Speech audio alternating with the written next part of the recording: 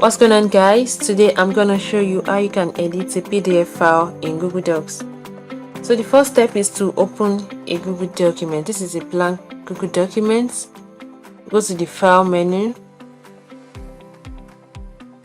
click on open, and this opens another page. So we have my drive, shared with me, and others. So if you have a PDF file in Google Drive, you can simply scroll down and then click on the file. So here I don't have a PDF file currently in my Google Drive, so I'll upload from my PC. So you go to upload, click on upload if you have on your PC, and then select a file from your device. Alright, so the PDF file is uploading.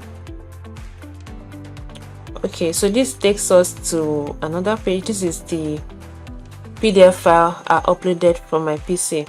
So we have this open with Google Docs. So when you click on this drop down, it gives you different options: Google Docs, DocUp. But now we want to open this file with Google Docs, so click on Google Docs. So the file is opening correctly. Alright, so this is the PDF file. So now we can edit.